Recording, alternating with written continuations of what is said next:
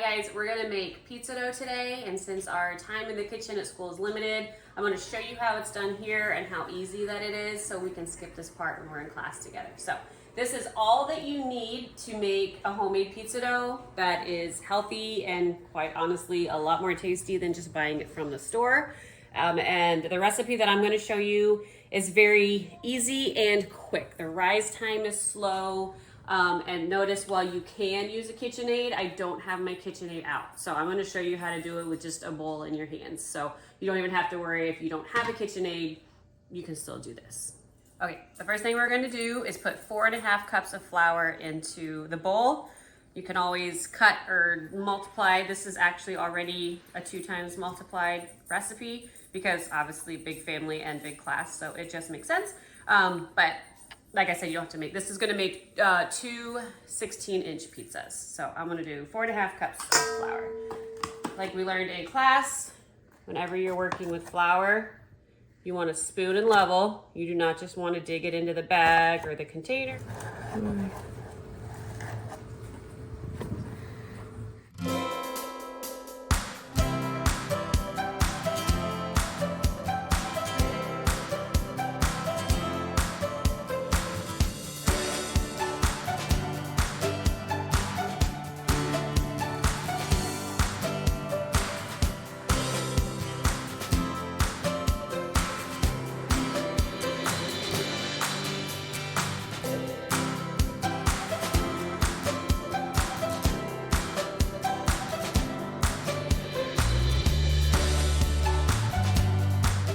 Good thing about making a mess of your flour when doing this is I'm gonna need that when I need anyway, so not a big deal. Thanks for the close-up of my mess. Okay, the next thing we're going to add in, this is my sugar. It's in a container, but it's just organic unbleached sugar. Obviously, any sugar will do. That's just what I prefer. We're gonna put 2 teaspoons of this, 2 tablespoons. I'm gonna put 2 tablespoons of this in. And just a fun fact for you if you don't know, sugar does help activate yeast. So that's part of why it's there, but also pizza dough is usually sweeter than other kinds of bread. So that's why that goes in there. Okay, and then I'm also going to do 2 tablespoons of instant yeast. This is the brand that I use. You can use any yeast as long as it's instant. That just makes it, like I said, a quicker dough than a long wait time for the rise dough. We're gonna go 2 tablespoons of this. If you have used yeast much, like we did in our baking unit, usually you start with the yeast and activate it first, but pizza dough is different. So it just gets added into everything. We're still gonna activate it with warm water later, but because it's an instant yeast, it's not as picky. Okay, and then the last thing that we're gonna add is just 2 teaspoons of table salt.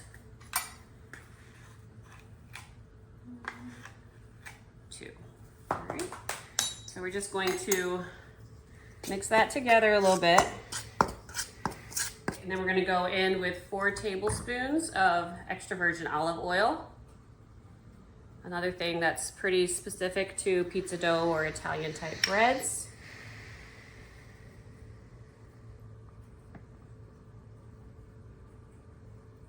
One, 2,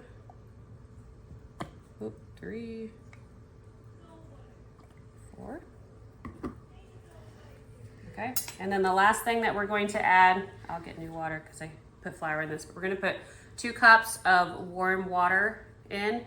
Notice I had my thermometer out because when I am working with doughs, I actually test the temperature of my water just to make sure I'm in the range, because if your water's too hot, you can kill the yeast and then it won't rise. And if it's not warm enough, it won't activate the yeast. So there's a very happy window. I'm going for about 110 degrees. If you're off from that a little bit one way or another, that's not a big deal. I found about a minute in the microwave for this much water works for that. But like I said, I gotta get new water, so hold on.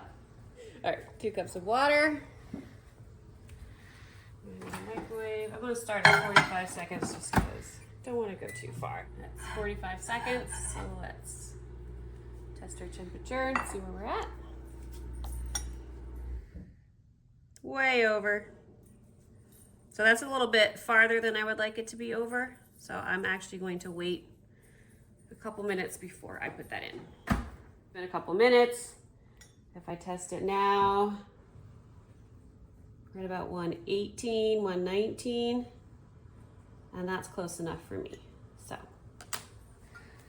we're gonna go in with that.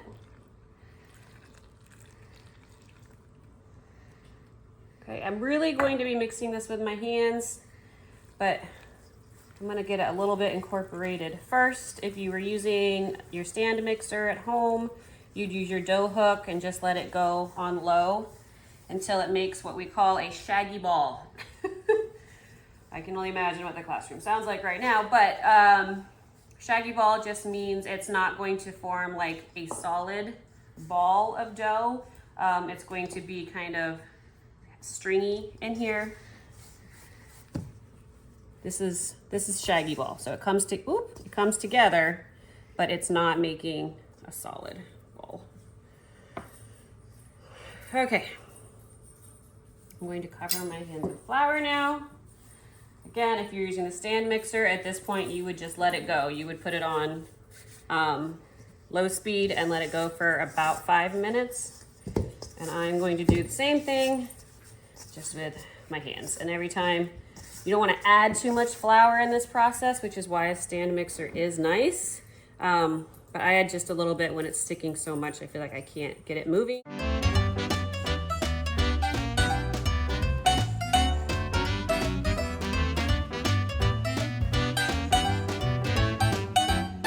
Another thing you could do is use a pastry cutter to kind of keep it from sticking to your hands until you get it to that point I told you about where it stops being quite as sticky.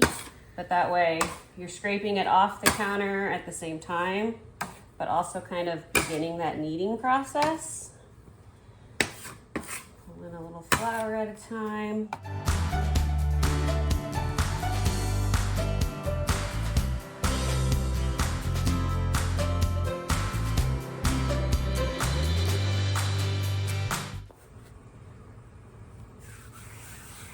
Reflour my surface, reflour my hands.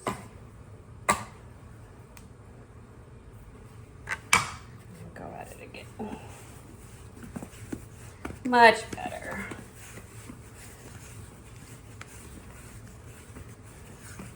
Now you're able to work with it.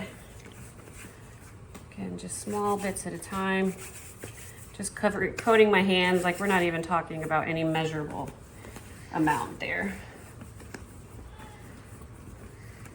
Like I said, you want to do this for a good 5 minutes.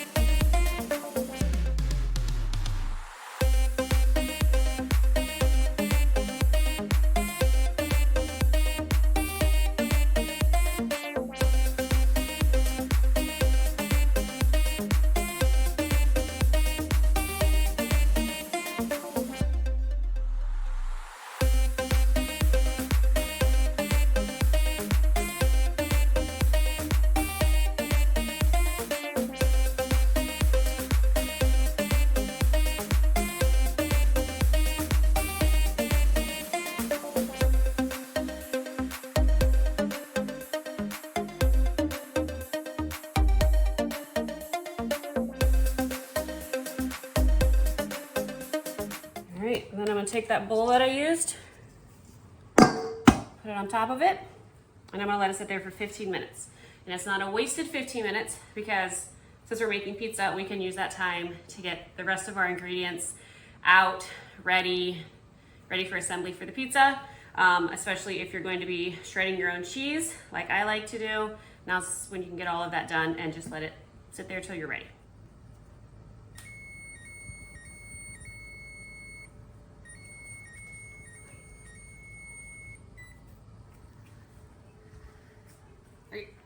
It's been 50 minutes, so we're gonna lift this up.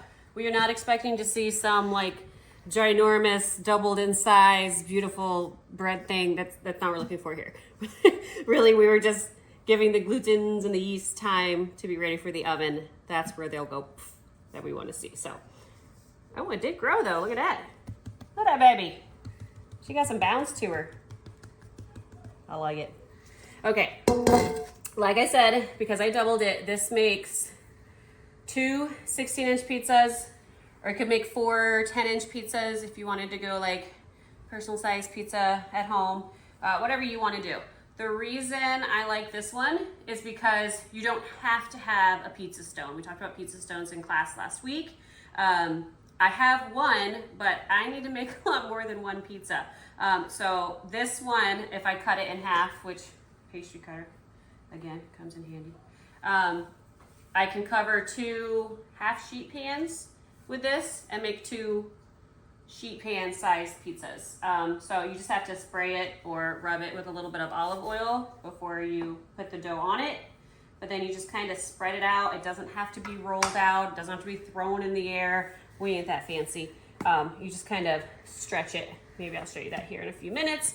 But that way, if you don't have a pizza stone or a pizza oven, who has that anymore? You just use your sheet pans. Okay, I have an olive oil sprayer, which I highly recommend. Just saves you from aerosol. I know, broken record. So sheet pan, just spray with my oil. Rub it in a little bit.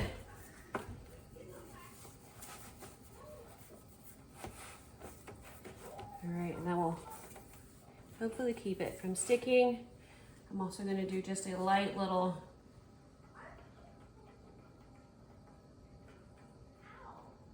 dusting of flour. Okay, and like I said, we don't have to fully roll this out with a rolling pin. Keeping it simple is the way to go. So I'm just helping it stretch a little bit so I don't have to pull it as much on the pan. Just trying to keep a rectangle. And just using my hands. Notice how much less sticky it is now that it's risen.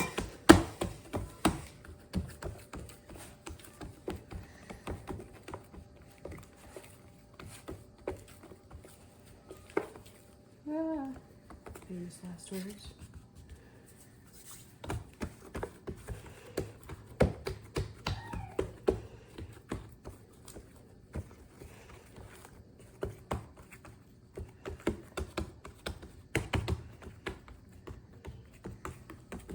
You just kind of keep encouraging it. Get it to cover as much of the pan as you can.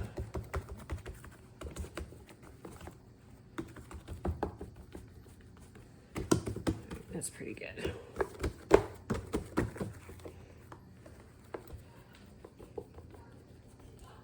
All right. And then you'll just, add your sauce, add your mozzarella, add any toppings that you want. So this will go into the oven at 450 degrees. Pizza bakes at a higher temperature. Now bake for about 10 to 12 minutes. If you like a crispier crust, go for 12 minutes. If you like it a little softer and doughier, go for 10 minutes. You really just want that cheese to melt and get a little bit golden on top. And that's it.